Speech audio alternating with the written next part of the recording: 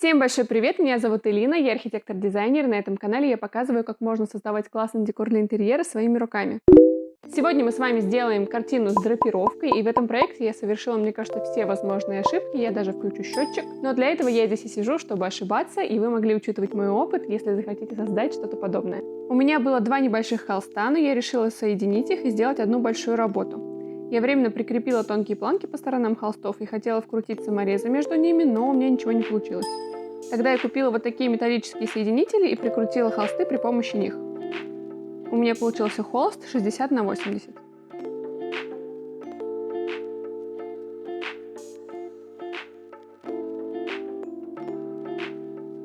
Для складок я взяла вот такую ткань, это бязь суровая, отрез размером 1,5 на 1,5 метра. В качестве связующего я выбрала гипс. Развела его в воде, смочила ткань и стала раскладывать драпировку на холсте. И, видимо, я сделала слишком слабый раствор, потому что складки практически не застыли.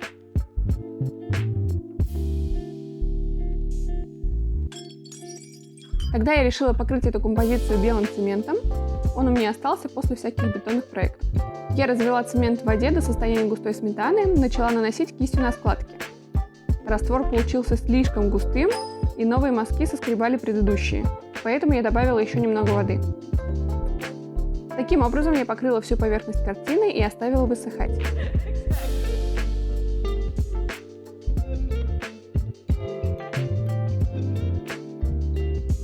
Когда цемент затвердел, мне захотелось сделать более крупные объемные детали, и я решила покрыть складки еще одним слоем.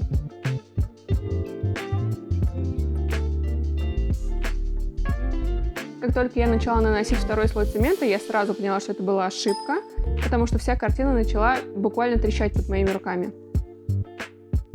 Я старалась замазать эти трещины новым слоем. Когда этот слой просох, я решила отшлифовать поверхность, чтобы придать ей гладкость.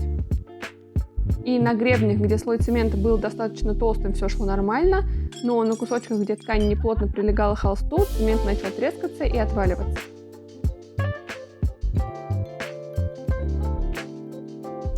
Тогда я решила вообще все снять и начать заново. Сейчас будет минутка АСМР.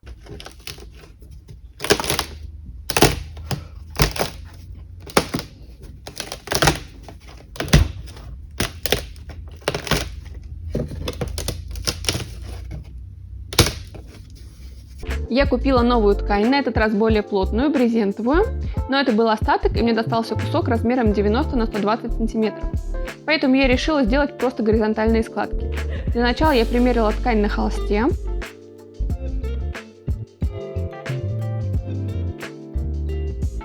В этот раз я решила использовать шпатлевку. Я уже применяла подобную технику вот на этих картинах, и уже полгода шпатлевка держится на холсте идеально. Шпатлевка более пластичная, чем цемент, поэтому не будет трескаться на ткани. Я решила нанести шпатлевку на ткань с двух сторон и на сам холст.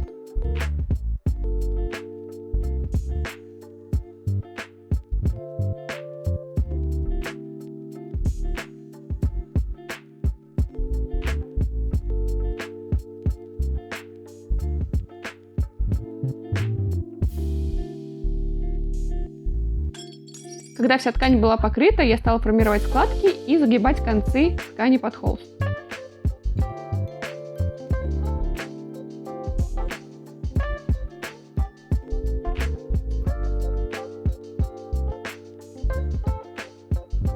Там, где не хватало шпатлевки, я добавила кисточкой. Чтобы смесь была еще более пластичной и жидкой, я добавила немного клея ПВА.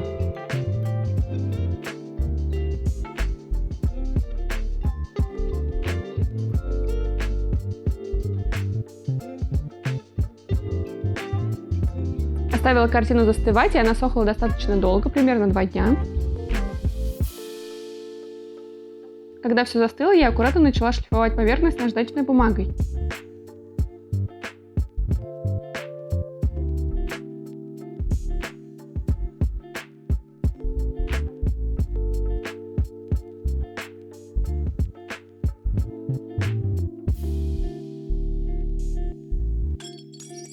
Чтобы заполнить углубление, добавила немного шпатлевки при помощи шпателя и кусочка пластика.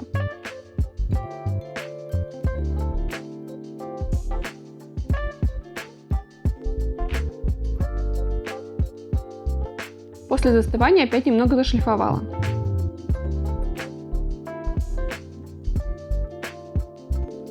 И пока все это сохло, я решила сделать рамку для этой картины. Я уже делала плавающую рамку для картины, опять же можно посмотреть вот в этом видео, но здесь я решила сделать немного по-другому.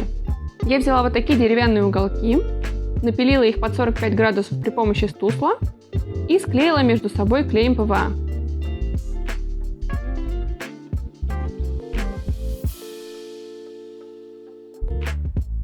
И покрыла вот таким маслом с твердым воском. Наносила кистью и втирала тряпочкой.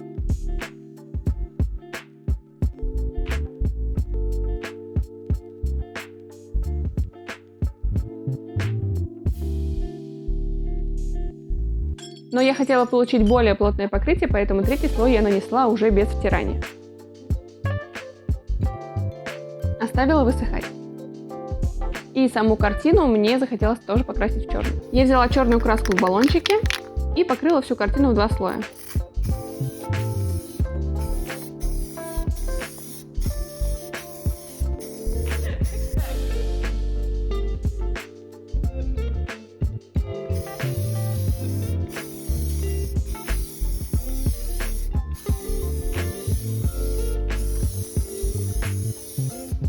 Из-за того, что поверхность была отшлифована не совсем равномерно, краска легла пятнами.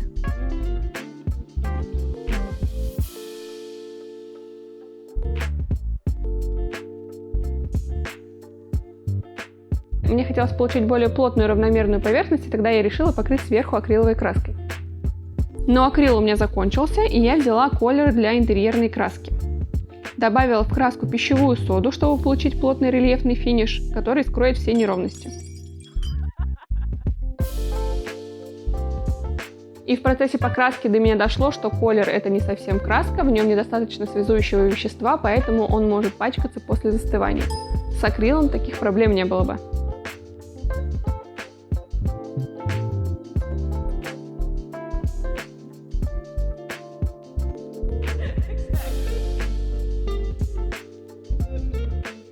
Тогда я вспомнила хитрость, которую мы использовали в художке для работ пастелью, и сбрызнула картину лаком для волос.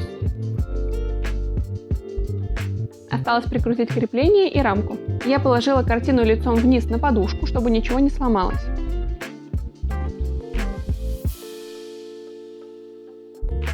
Прикрутила вот такие крепления на саморезы.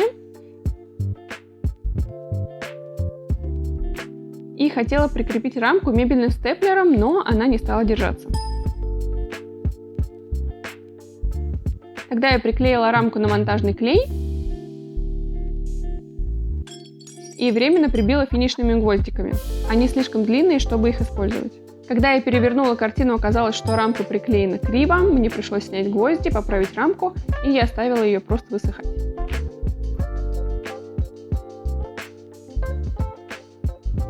Ну и, конечно, пока я таскала картину туда-сюда, я ее немного коцнула. Давайте посмотрим на результат этой долгой работы.